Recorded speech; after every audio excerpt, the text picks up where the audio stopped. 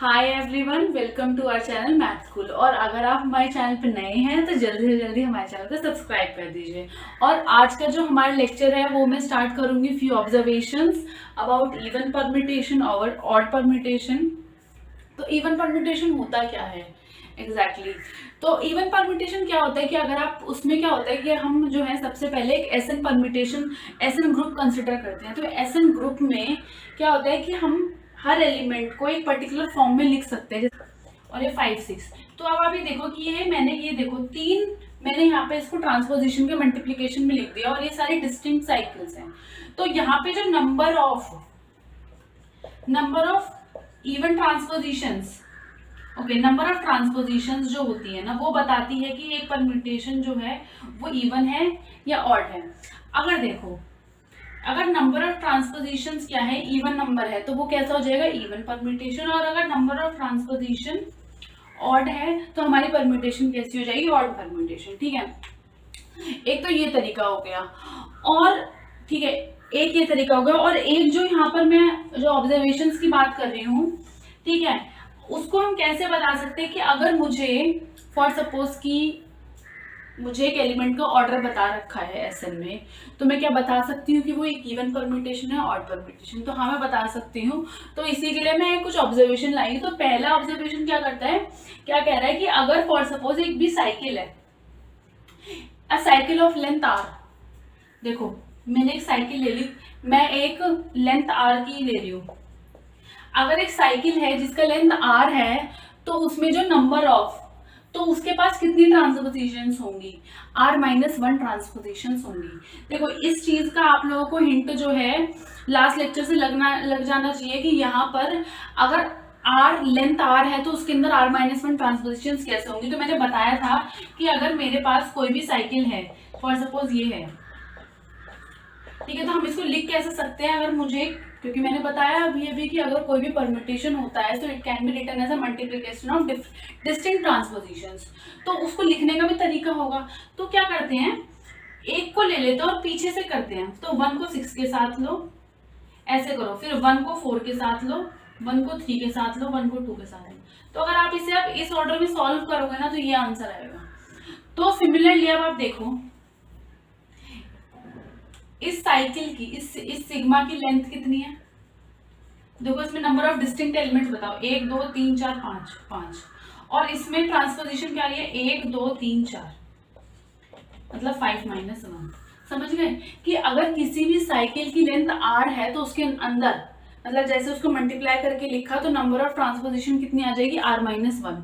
ठीक है, तो एक तो चीज आप ये ध्यान रखो। अब देखो जैसे ही मैंने इसको ट्रांसपोजिशन लिख दिया तो अब मैं बता सकती हूँ कि नंबर ऑफ ट्रांसपोजिशन कितनी है। और नंबर ऑफ ट्रांसपोजिशंस ही बताती हैं कि जो एक परम्यूटेशन है वो ऑड है या इवन है। ठीक है, अब आप देखो अगर आपको नंबर ऑफ ट्रांसपोजिशन है, अब आप इसमें देखो 1 2 3 4। अब हम यहाँ पे ट्रांसपोजिशंस कितनी है, 4 और 4 क्या है, इवन। यानी कि जो सिग्मा ये कैसी है, सिग्मा कैसी है, हमारी एक इवन परम्यूटेशन है। लेकिन उसकी लेंथ क्या है, 5 है, और 5 कैसा है, ऑड। तो यहीं से हमें जो है अपनी सेकंड जो है वो मिल रही है, सेकंड ही थर्ड। अगर if length of a cycle is odd then it is an even permutation. देखो यहाँ पर जो साइकिल की लेंथ क्या है, 5 है, लेकिन अगर आप यहाँ पे जब मैंने इसको खोल के लिखा पर ट्रांसपोजिशंस में तो वो कैसी परम्यूटेशन निकली, इवन। मतलब उल्टा होगा, अगर साइकिल की लेंथ ऑड है तो इवन परम्यूटेशन हो जाएगी। और सेकंड पॉइंट को देखो, सेकंड पॉइंट ये कह रहा है कि अगर साइकिल की लेंथ इवन है तो परम्यूटेशन कैसी हो जाएगी, ऑड हो जाएगी। ठीक है, तो ये दो चीजें ध्यान रखना है। तो एग्जैक्टली इसमें ये क्या कहना चाह रहे हैं, ठीक है, अगर जो साइकिल है की जो लेंथ है अगर वो ऑड है तो परम्यूटेशन कैसी है, तो परम्यूटेशन कैसी हो जाएगी, इवन हो जाएगी। और अगर साइकिल की लेंथ इवन है तो कैसी हो जाएगी, ऑड परम्यूटेशन। तो मतलब उल्टा होगा, वाइस वर्सा।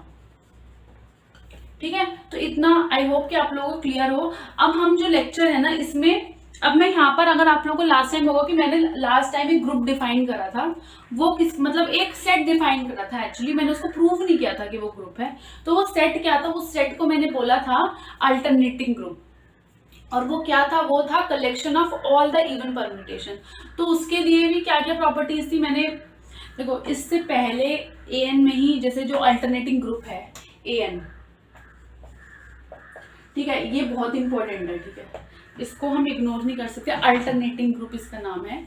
ये एन जो होता है वो इसका सब ग्रुप है एसएन का। तो एन के अंदर क्या है, सारी इवन परम्यूटेशन इन्होंने ले ली है। अब इसके अंदर इवन परम्यूटेशन ले ली, ठीक है, तो हमें इसके एलिमेंट से क्या पता चलता है कि जो नंबर ऑफ इवन परम्यूटेशंस होती हैं वो किसके इक्वल होती है, नंबर ऑफ ऑड परम्यूटेशन। इसका मतलब है कि अगर आपने एसएन ग्रुप लिया तो जितनी उसमें ऑड परम्यूटेशंस होंगी उतनी ही उसमें इवन परम्यूटेशन होंगी। तो ये चीज आप ध्यान रखना, आज के लेक्चर में हम लोग इसे ही प्रूव करेंगे एग्जैक्टली, ठीक है। तो चलिए स्टार्ट करते हैं। देखो तो मैं यहाँ पर एक सेट डिफाइन कर रही हूं। तो इसमें क्या है, all those elements in S N such that F is an even permutation.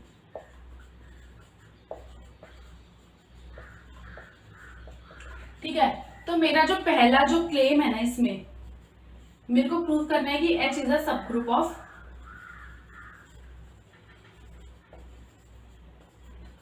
देखो सब ग्रुप के लिए सबसे पहले हमें क्या चाहिए होता है कि नॉन एम्प्टी होना चाहिए, ठीक है।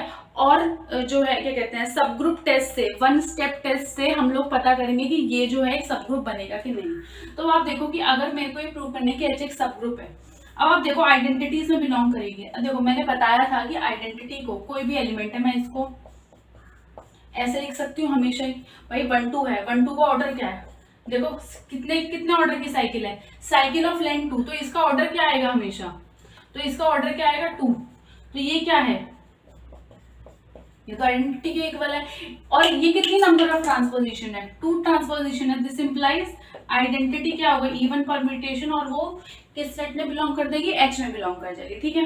एक ये चीज हो गई। तो यानी कि ये नॉन एम्प्टी है, मतलब इसमें एलिमेंट्स तो हैं। अब हम क्या करेंगे, देखो अब मैं क्या करूंगी, वन स्टेप टेस्ट जो होता है वो कहता क्या है एग्जैक्टली, वो क्या कह रहा है कि अगर मैं यहाँ पे 2 एलिमेंट्स ले लेती हूँ एच से, देन मुझे क्या शो करना पड़ेगा कि F of G inverse will also belongs to H, ठीक है, ये मुझे शो करना पड़ेगा। तो इसके लिए मैं स्टार्ट करती हूँ। सबसे पहले मैं क्या प्रूव करूंगी कि अगर, तो मैंने यहाँ पे प्रूव कर लिया let G belongs to H, तो मुझे शो करना है कि जी इनवर्स भी बिलोंग करेगा एच को। अच्छा अब आप देखो जी जो है एच में बिलोंग करने का क्या मतलब है, देखो अगर मैं कह दूं कि अगर जी बिलोंग कर रहा है एच को, दिस इंप्लाइज जी क्या है, एक इवन परम्यूटेशन है। तो यानी कि मैं जी को कैसे लिख सकती हूँ, C1 C2 C k's, where C k's are transposition है ना, और के क्या है, एक इवन नंबर है। इतना समझ में आ गया, ठीक है। अब मेरे को क्या करना है, जी इनवर्स निकालना है। देखो जी इनवर्स कैसे निकालते हैं, एलिमेंट्स का उल्टा कर देते हैं, देखो ऐसे करते हैं, सी के इनवर्स, सी के -1 का इनवर्स, C2 इनवर्स और C1 इनवर्स। अब आप यहाँ पे देखो कि जो, अभी देखो जो सी के है वो ट्रांसपोजिशन है। ट्रांसपोजिशन कैसी है, 2 साइकिल, तो 2 साइकिल का मतलब ऑर्डर 2, ऑर्डर 2 का मतलब क्या होता है कि वो सेल्फ इनवर्स है। तो अगर मैं यहाँ पे सी के इनवर्स है या फिर कुछ भी है तो एग्जैक्टली इक्वल किसके हुआ है, तो ये सी के क्या हुआ, डैश डैश डैश C1। अब देखो यानी कि सी के C1 multiplication up to C1 है, लेकिन ये कैसी है सारी, ये क्या है, सारी ट्रांसपोजिशन है, और के क्या है, इवन है। तो यानी कि जो जी इनवर्स भी क्या हुआ, it is a multiplication of even number of transposition. तो इससे मेरे को क्या पता चला, दिस इंप्लाइज जो जी इनवर्स है वो भी किस में बिलोंग करके, एच को, यानी कि जी इनवर्स कैसी बन गई, मेरी एक इवन ट्रांसपोजिशन बन गई। तो यानी कि मैंने स्टार्ट कहां से करा था, मैंने लिया था कि जी जो है वो इवन परम्यूटेशन है, और फिर मैंने प्रूव करा था कि जो जी इनवर्स होगा उसका इनवर्स वो भी क्या बन जाएगा, इवन परम्यूटेशन बन जाएगा, ठीक है। तो एक तो ये चीज हो गई। अब मेरे को क्या प्रूव करना है, अब मैं क्या करूंगी कि मैंने एफ ले लिया और जी ले लिया एच से, ठीक है। अब मेरे को क्या शो करना है कि एफ ऑफ जी जो है वो भी एच से बिलोंग करेंगे। मतलब अगर दोनों एफ और जी दोनों क्या है, इवन परम्यूटेशन है, तो उनका जो कंपोजिशन होगा, जो मल्टीप्लीकेशन है एसएन में, वो भी क्या होगा, एक इवन परम्यूटेशन होगा। अब फॉर सपोज एफ है, ठीक है।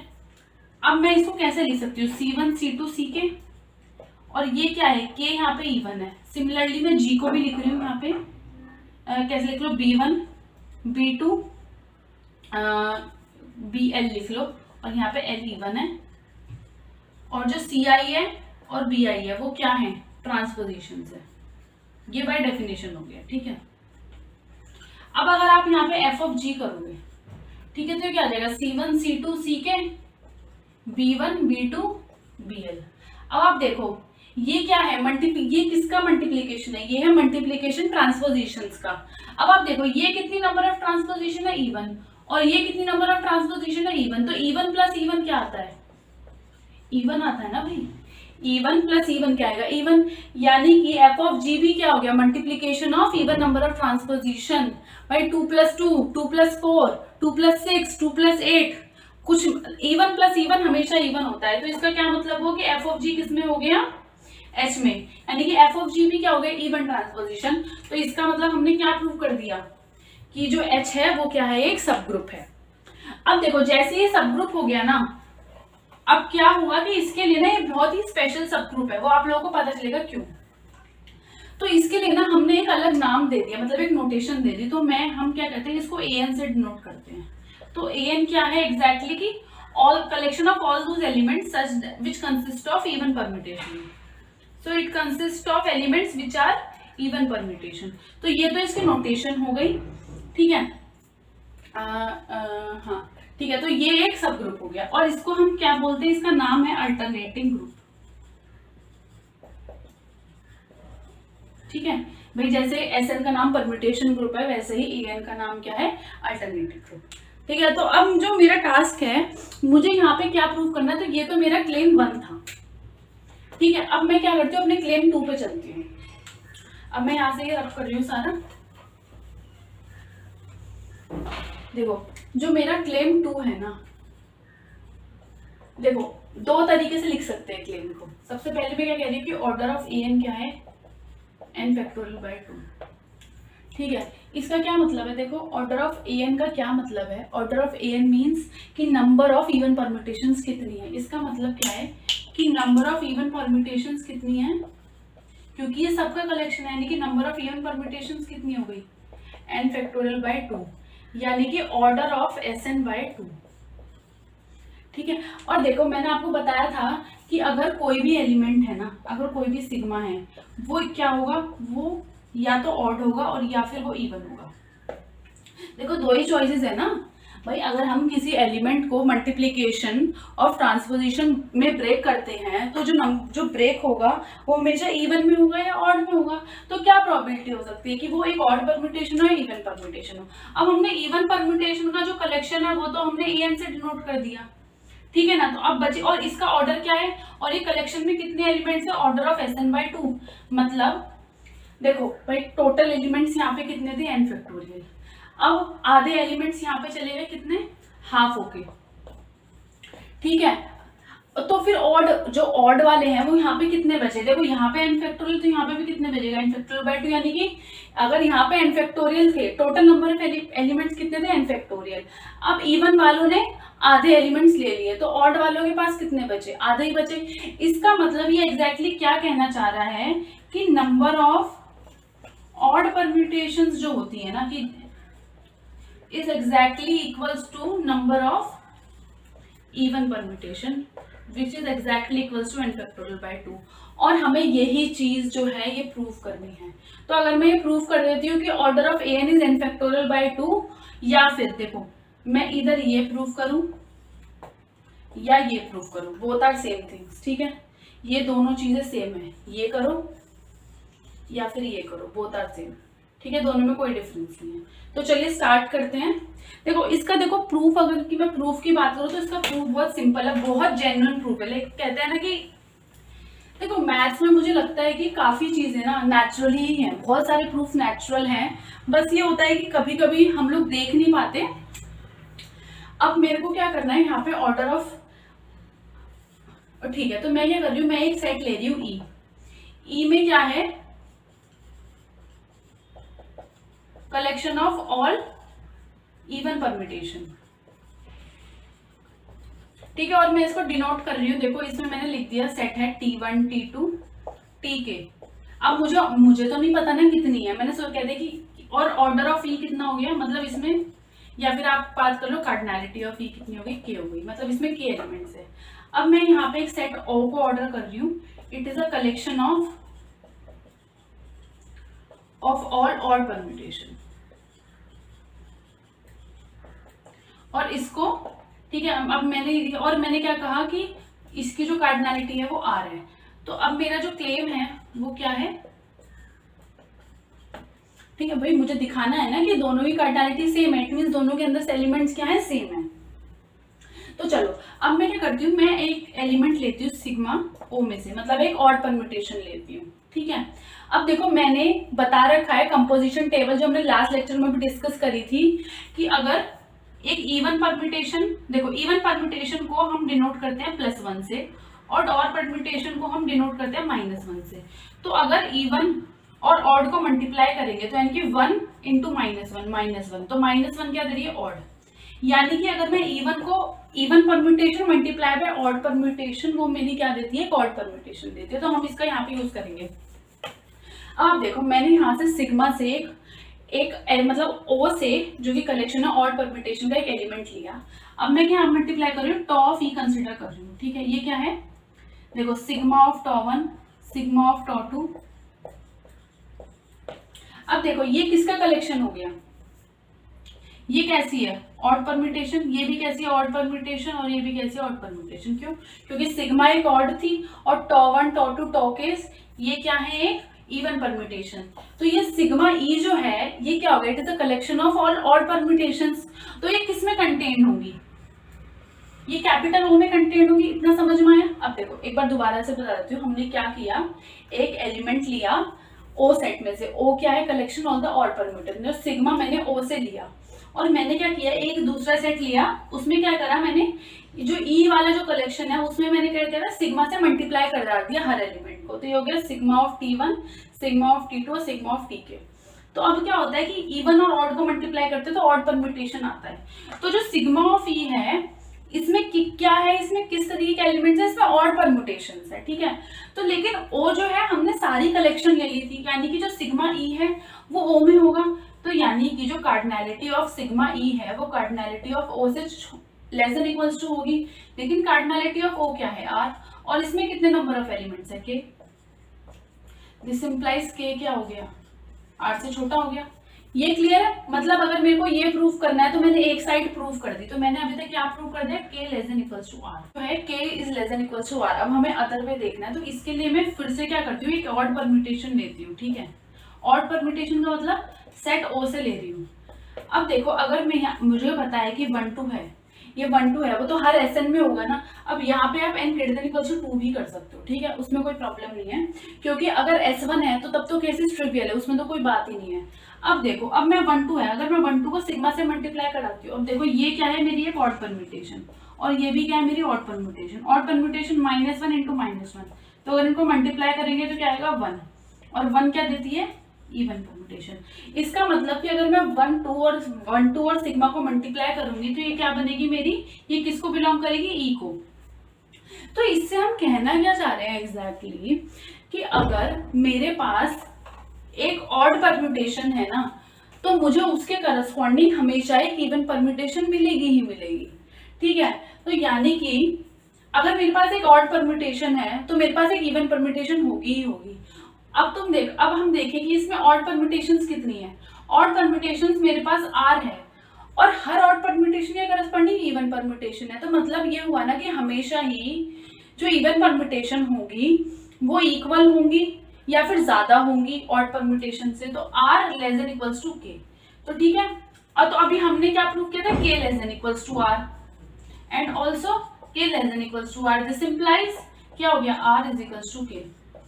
This implies number of even permutation कहाँ गया भाई, हाँ, इसका मतलब है कि number of even permutation is exactly equals to the number of odd permutation, ठीक है। और दोनों का कलेक्शन बना के, इवन और ऑड परम्यूटेशन का कलेक्शन बना के क्या बनाता है हमारा Sn, और Sn का ऑर्डर क्या है, n फैक्टोरियल।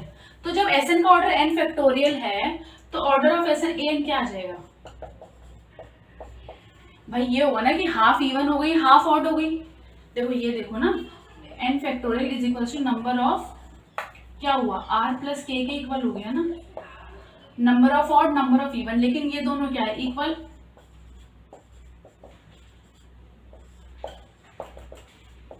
तो r क्या आ गया, ठीक है। ये थोड़ा ध्यान रखना, आगे के लेक्चर्स में काफी काम आएगा, ठीक है।